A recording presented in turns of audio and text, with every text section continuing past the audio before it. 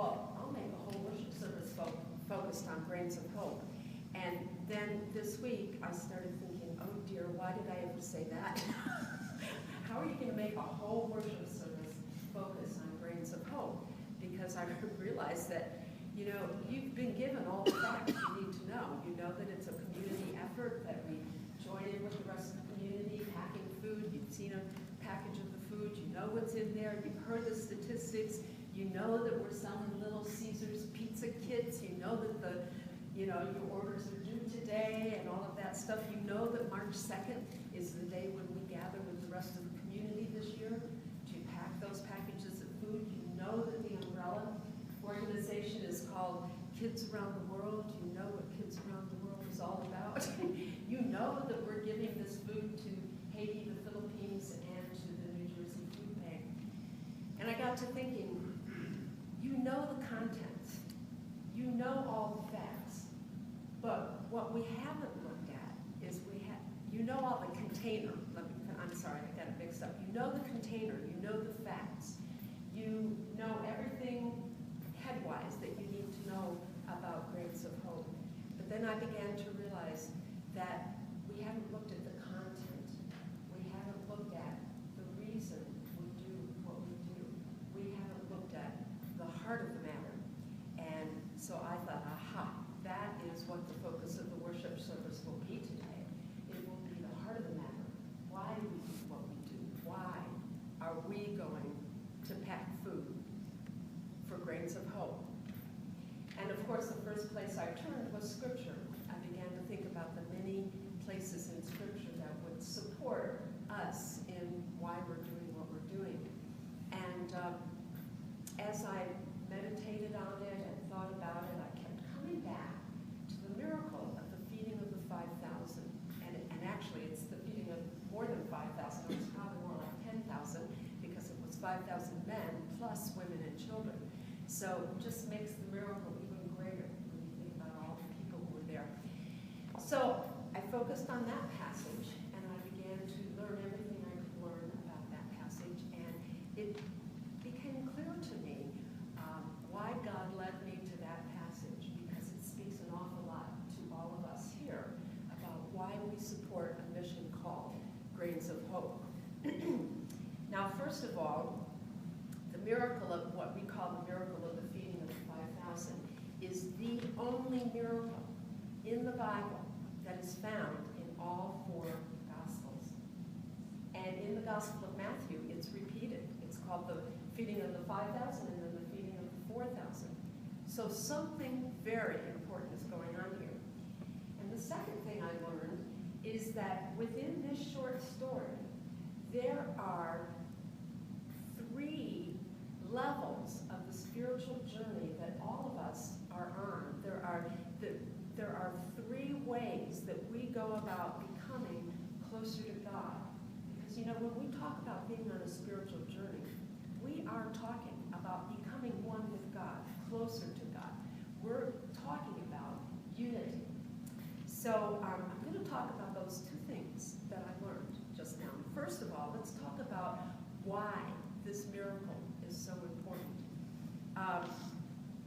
You know, when people talk about the feeding of the 5,000, I've discovered in the commentaries, they either focus on the literal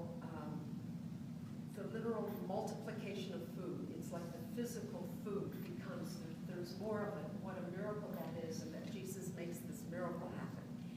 And then there's other commentaries that focus on the miracle of how people relate to one another and share with one another, and that the abundance came out of the generosity of the people gathered there.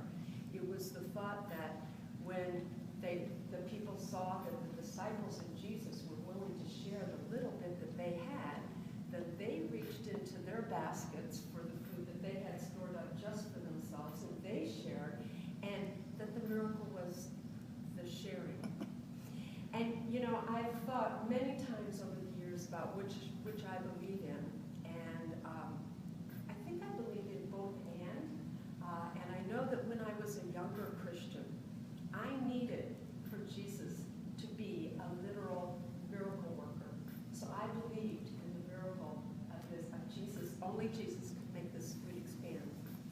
as I have grown in my spiritual journey, as I have moved along in my relationship with God, I've begun to realize that the miracle of human beings relating to one another in a loving and generous way is a miracle far more powerful than just a simple expansion of bread and fish.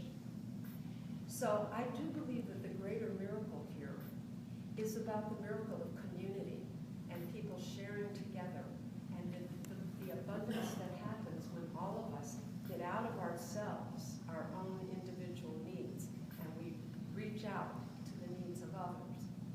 Now, Grains of Hope is all about reaching out to the needs of others on many different levels. So that I think the heart of the matter in us being a part of Grains of Hope is that we come together. Last year we packed 196,000 packets of food.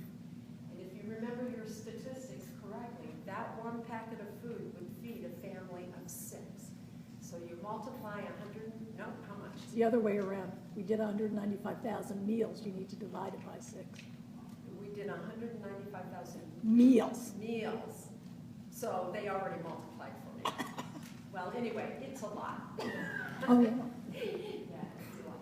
So anyway, we packed those boxes. We did a lot of work so that our, few minutes of work, give you 2 hours of time when we gather together, went into creating sustaining food for people who needed it in the hundreds of thousands. Now let's take a second look at the second thing that I learned about the feeding of the 5,000 is how this scripture passage takes us through 3 distinct paths of our spiritual journey. And this was found in one of the resources written by Roger Gemsch, and he quoted Sarah Copley in saying that there are 3 levels on the spiritual journey. There's the purgative, the illuminative, and the unitive levels. Now, these sound like big fancy words, but they're things that I think all of us have experienced. The purgative level of your spiritual journey is learning to separate yourself from the evil that exists within society. Perfect example of that is how Jesus, at the very beginning, heard that John the Baptist had been beheaded. He knew that to be an evil thing. That was not God's intention. And he needed to separate himself from that evil. So, Scripture says that he withdrew from there in a boat to a deserted place. He separated himself. He purged himself of that evil. He gained perspective by separating himself from the way the rest of society acts. When we take a Sunday afternoon to go pack food instead of watching a football game, we are separating ourselves from the way the rest of society acts and behaves. Now, in today's world, that's a little tricky because the separation stage of our spiritual journey, a lot of organizations have taken on the cause of service. The Boy Scouts, the Girl Scouts, the Kiwanis, the Rotary, anybody and everybody is into doing a service project. They will go and serve. And I think where Christians set ourselves apart is why we serve. Boy Scouts, Girl Scouts, all those service organizations, they do it because it makes them feel good about themselves. They serve because, it makes me feel a little better because I've reached out of myself, I've served. We do this because God calls us to do it. We do this as a way of transforming society, of becoming a more moral and ethical society. This is where we move into the illuminative stage. This is a perfect progression. We separate ourselves, but then we come back for a new, enlightened perspective of what's going on. We prepare those meals because it's the right thing to do, that if we have enough to eat, everyone have way more than we need to eat, then we can at least help others in the world have the bare minimum. Because all we're doing is sharing the bare minimum. Soy, rice, vegetables, spices, that's all we're sharing. So that illuminative stage is pointed out here in this story when the disciples come to Jesus and they're thinking only about themselves and they're saying, oh my goodness, there's all these people here and we feel responsible for them and we need to send them away so they can take care of themselves. And Jesus says to them, no, you give them something to eat. The illuminative stage of our spiritual journey is when we realize our own moral and ethical responsibility in what God's purpose is for all of humanity here on earth. Which then takes us to the unitive stage. The unitive stage of our spiritual journey is when we do become one with God's purposes for the world, for the earth. And God's purpose is for all to have enough of everything. For all human beings to have enough food, enough shelter, enough clothes. So that's God's purpose. When we unite with God's purpose and God's love enough, that we can transform our society into a more ethical, moral place to be. These are all the reasons why we support Grains of Hope. I mean, it's not just another thing that we tip off the top of our head. Grains of Hope, okay, gonna go over there with our yellow t-shirt and help.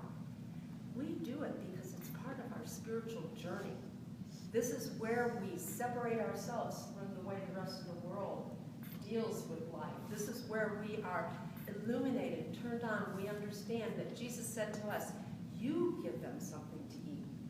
This is where we become one with God's purpose for all of humanity. We become one with God in scooping up that rice and scooping up that protein and, sealing that bag and shipping it and sending it. And so this is true of all the mission that we do here at Pompton Valley Presbyterian Church. Every little thing that we do, every collection we take, every stitch that we knit or crochet, everything that we do it because the heart of the matter is Jesus saying to us, you give them,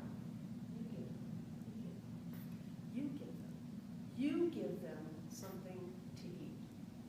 This is